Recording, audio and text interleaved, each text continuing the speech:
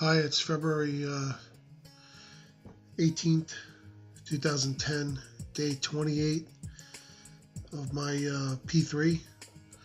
I haven't been on here for a few days. I've had a little bit of a head cold. I caught on the weekend at one of my son's wrestling matches, I assume. I don't really like talking when I have this. I don't feel bad. I feel fine, actually. Just a little bit sinus stuff. Anyway, let's see. Today I was 290.6.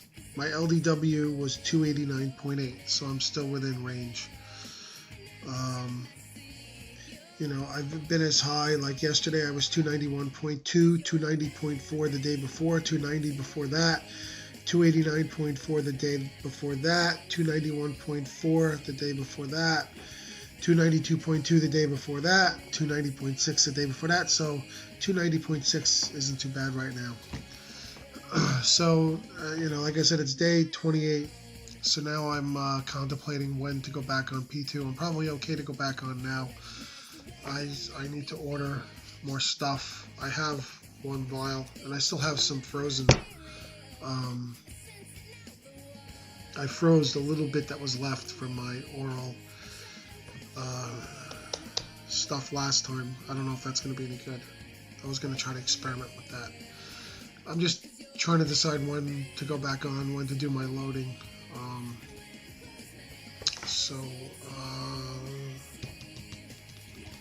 not sure.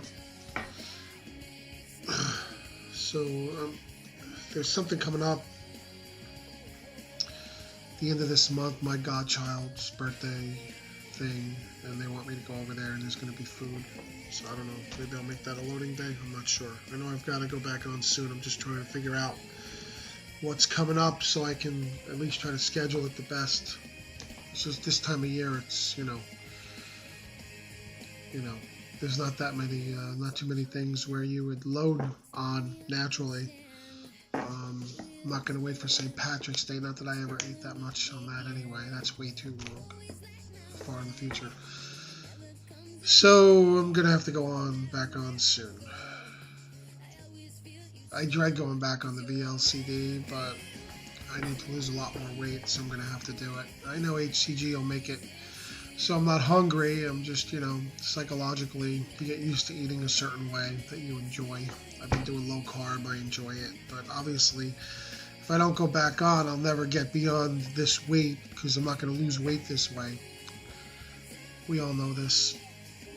But it's good to be able to maintain, though. That's definitely a positive. It gives me confidence that when all is done, I'll be able to maintain.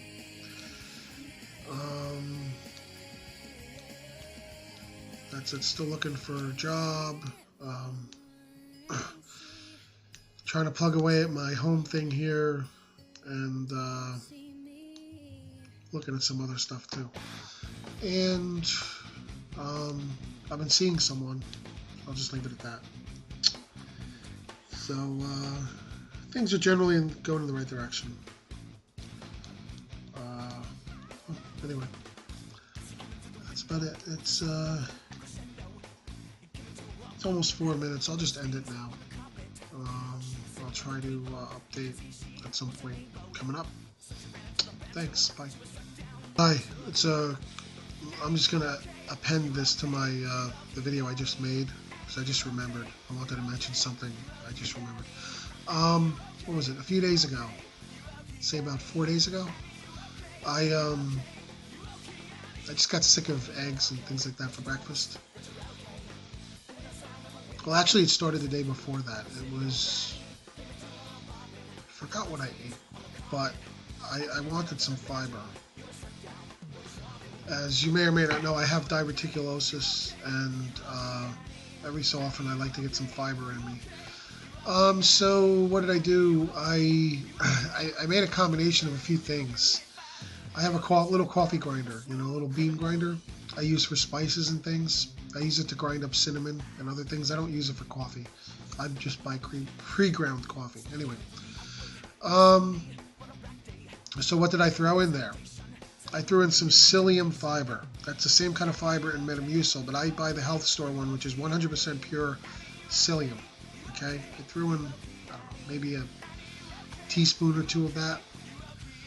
I threw in maybe, I don't know, a few tablespoons of chia seeds. Chia is the same seed that grows the hair on the chia pets.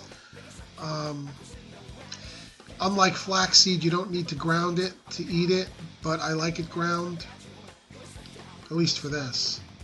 If you don't grind it, it kind of gets stuck in your teeth. You got to floss out.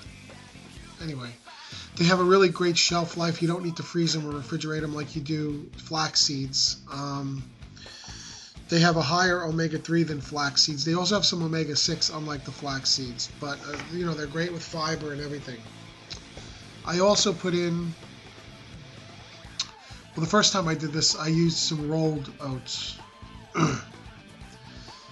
But I also have steel-cut oats, which are the small, they look like pebbles. So, you know, I actually prefer the steel-cut oats. That's actually the least processed oats. I forget how much of that. You know, the grinder's not huge, so I threw in that. So it was psyllium, chia seeds, oats. Trying to think if there was anything else. 1 or 2 pinches of cinnamon and some packets of stevia. I used the sweet leaf stevia packets. It has inulin fiber with it. I guess they use that as a powdering agent. So I put all that in there, ground it all up into a fine powder, and I throw it into a bowl. Now you could use this as a flour for things like pancakes and whatever if you want to. They'll be pretty dense and whatever. Or even as a bread, you could probably bake with it. I could probably compete with Julian Bakery to make my own high-fiber bread. I should try that. So anyway, I just throw this in a bowl. And I put in some heavy cream and some milk. And I eat it like a cereal, almost like a muesli, whatever, cereal. Now, you have to put enough milk or cream in there because it will thicken up. The psyllium and the chia seeds form like a gel with liquid. So you need to put enough liquid in there so that it's not too... You know, it'll end up with the consistency of cement, wet cement, if you don't put enough liquid. I'm far enough along in P3 where I'm technically, I guess, on almost P4, so you know, milk didn't hurt me at all. You could tell by my weights the last few days. It was fine. So it was really good.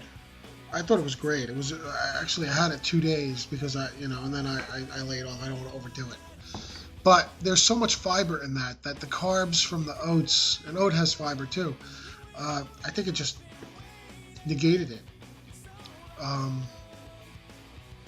So just throwing that out there, you can try that if you're far along enough in P3 where you can implement some, you know, introduce some carbs into your diet. This is a high fiber way to do it.